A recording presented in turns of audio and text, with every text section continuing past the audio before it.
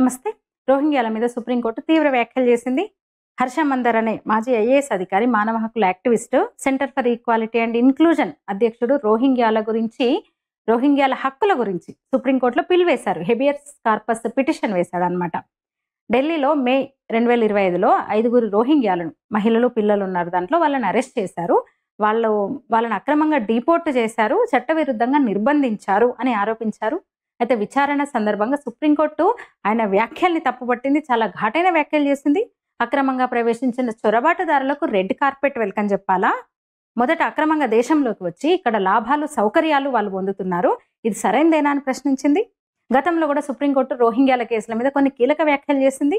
Bharat 1951 UN refugee కన్వెన్షన్కి సంతకం చేయలేదు దాని మీద, కాబట్టి కోర్టు ఈ రోహింగ్యాలను రెఫ్యూజీలుగా, అంటే కాందిశీకులుగా కాకుండా అక్రమంగా దేశంలో ప్రవేశించిన వాళ్ళుగానే పరిగణించి జాతీయ భద్రతా కారణాలకు ప్రాధాన్యం ఇచ్చింది అని అనింది కోర్టు. ఇక భారత ప్రభుత్వం రోహింగ్యాలను అధికారికంగా కాందిశీకులుగా ప్రకటించలేదని, వాళ్ళని అక్రమ చొరబాటుదారులుగా చూస్తున్నందున డిపోర్టేషన్కు అడ్డుకట్టలు లేవని స్పష్టం చేసింది. ఉత్తర భారత సరిహద్దుల సున్నితత్వాన్ని, జాతీయ భద్రతా ప్రమాదాలను ఈ సందర్భంగా ప్రస్తావించింది.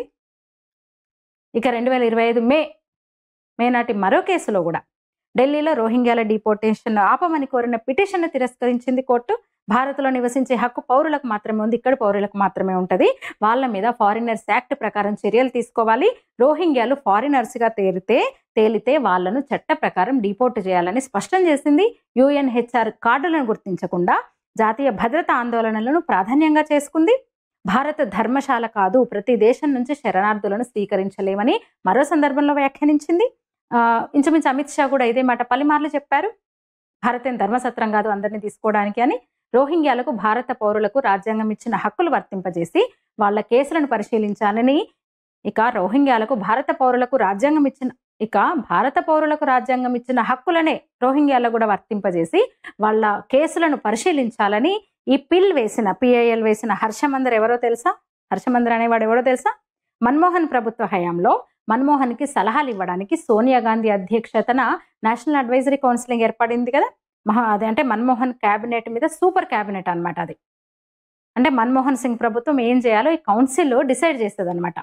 ఆ కౌన్సిల్ నిండా కూడా నక్సల్ సానుభూతి పరులు, వామపక్ష భావజాలం ఉన్నవాళ్ళు, రోహింగ్యాల, బంగ్లాదేశ్ అక్రమ వలసల మద్దతుదారులు, ముంబై పేలుళ్ల కసబ్కి క్షమాభిక్ష పెట్టాలని కోరిన వాళ్ళు ఉండేవాళ్ళు.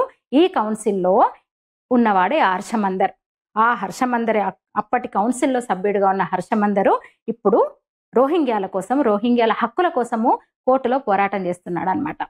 అంటే ఆ పార్టీ ఈ దేశానికి ఏం చేసింది, ఎలాంటి వాళ్ళని మద్దతు ఇచ్చింది, ఎలాంటి వాళ్ళని అందలం ఎక్కించింది, ఎట్లాంటి వాళ్ళు ఉన్నారు ఆ కుటుంబం చుట్టూ, ఆ పార్టీ చుట్టూ అని నిజాలు చెప్పపోతే జీర్ణించుకోలేక నా మీద ఇంకా మావాకులు చెవాకులు పెడతా ఉంటారు అన్నమాట. అంత మాత్రాన తగ్గేది లేదు. వాస్తవాలు చెప్పడానికే నేనున్నాను.